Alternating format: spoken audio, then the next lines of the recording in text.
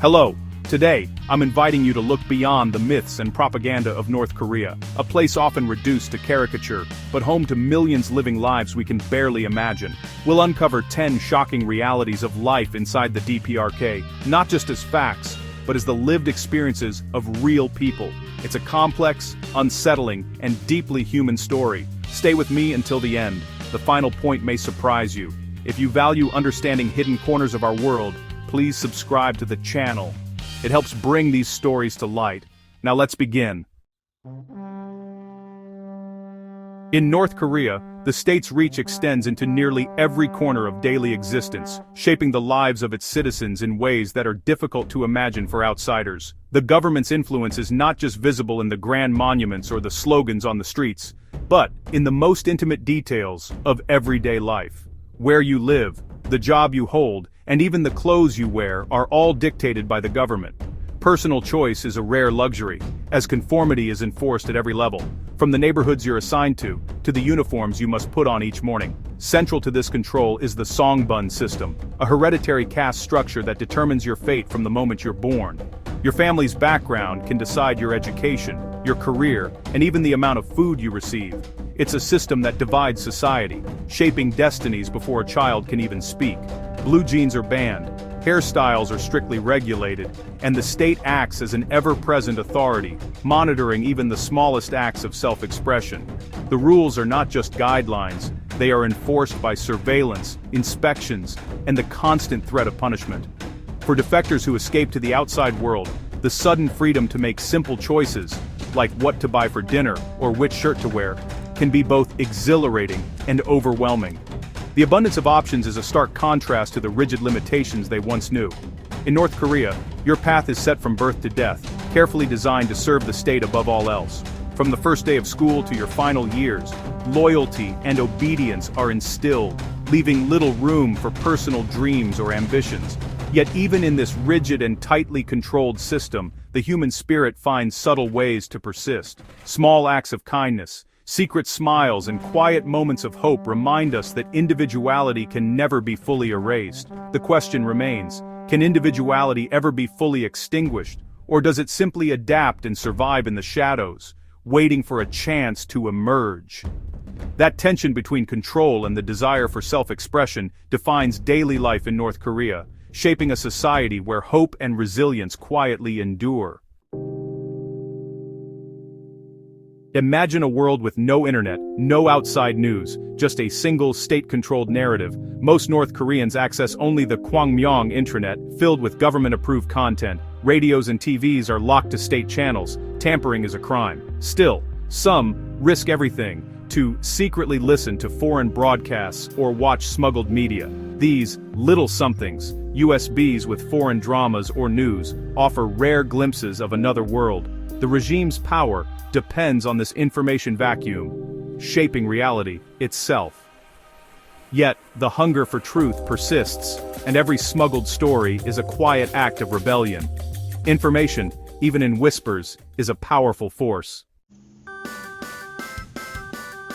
In North Korea, surveillance is woven into daily life. The state's network of informants turns neighbors, colleagues, even children into watchmen. Inminban neighborhood units monitor households, reporting any unusual activity. Self-criticism sessions blur the line between civic duty and state control. Children are taught to report on their own parents. The result, a society where trust is dangerous and silence is safety. A careless word, a joke, or a complaint can lead to devastating consequences. The goal isn't just to catch dissent, but to prevent it from ever forming.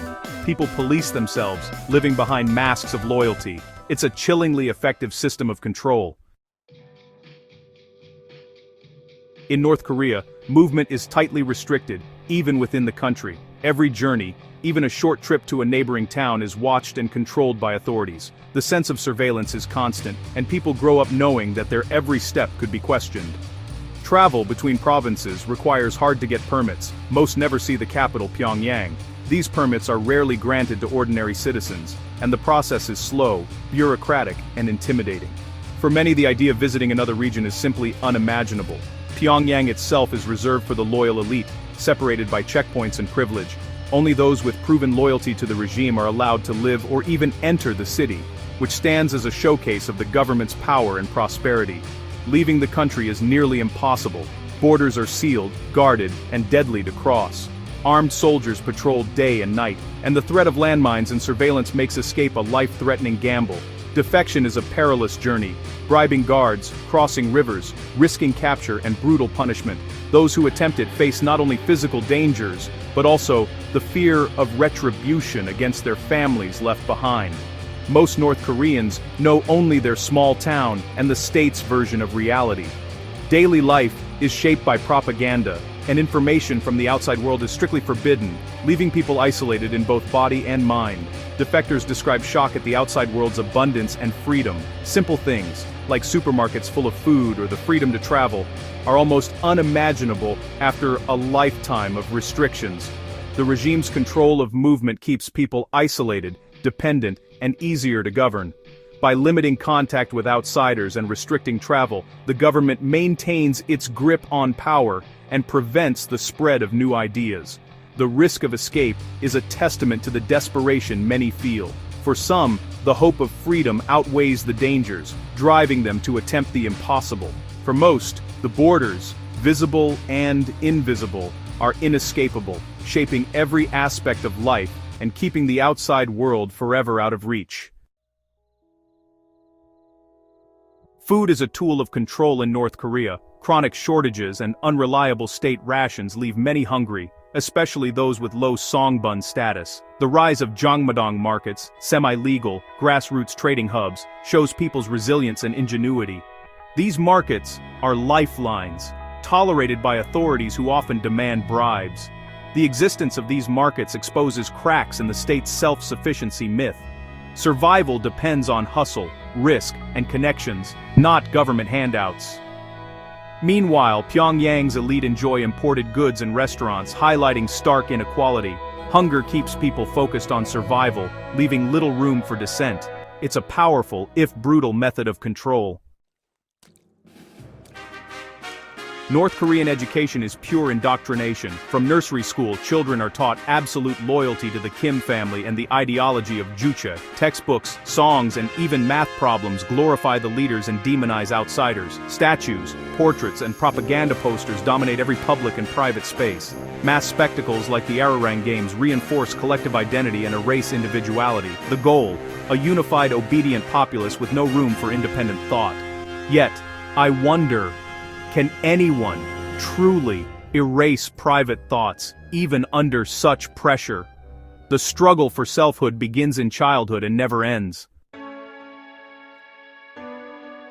Basic freedoms, speech, belief, assembly, are absent in North Korea. The regime controls every aspect of life, leaving no room for personal expression or dissent. Criticizing the regime, even in private, is a grave crime, often punished by the disappearance of entire families.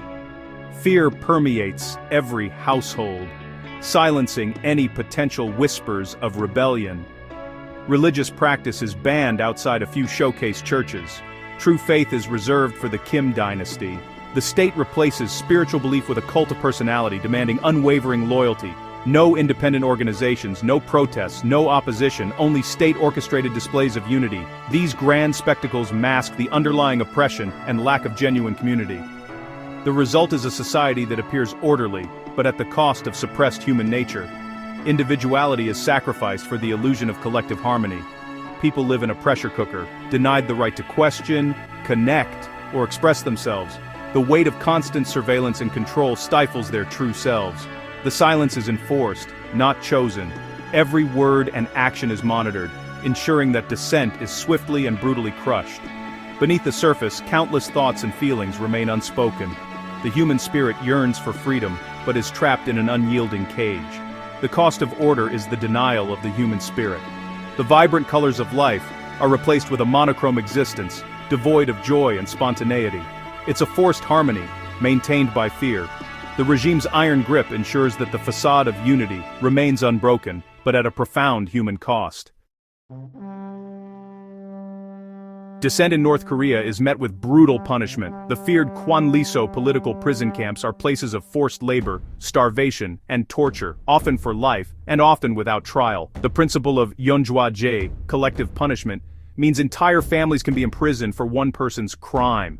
Even minor offenses can lead to detention, re-education, or public shaming. The legal system serves the state, not justice. Accusation is as good as conviction. The threat of punishment is ever present, silencing even private doubts. The price of a wrong word is the destruction of lives, sometimes for generations. Fear is the regime's most powerful weapon. North Korea is a nation divided, elite versus everyone else. Pyongyang's privileged few enjoy modern comforts, imported luxuries, and a curated image of prosperity. Outside the capital, most struggle with poverty, unreliable electricity, and monotonous diets. The regime concentrates resources in Pyongyang to secure loyalty, while deprivation in the provinces is a tool of control. The Songbun system locks people into their status from birth. For the elite, life is opportunity. For the rest, it's survival. The contrast is stark. Two worlds, one country. The official ideology of equality is a myth. Inequality is by design, not accident. Despite everything, the North Korean spirit endures. The Jongmadong markets are more than survival. They're spaces of relative freedom and subtle resistance. Smuggled foreign media exposes people to new ideas, planting seeds of doubt and hope. Every act of curiosity, every whispered conversation, is a quiet rebellion. Defectors risk everything for freedom, their stories a testament to courage and resilience. These stories keep the truth alive and inspire hope for change. The regime fights against basic human desires, freedom, knowledge, a better life. There's no organized opposition, but there is hope. In small acts, in shared secrets, in the refusal to give up. The human spirit flickers, even in darkness. That, perhaps, is North Korea's greatest untold story. Thank you for joining me and looking behind the curtain. The people of North Korea are not abstractions, they are individuals with hopes and resilience. Staying informed and engaged honors their struggles and keeps their stories alive. Understanding the world's hidden corners is the first step toward empathy and change. If you found this meaningful, please subscribe to the channel. Your support makes this work possible. Let's keep searching for the human stories behind the headlines. Thank you for watching.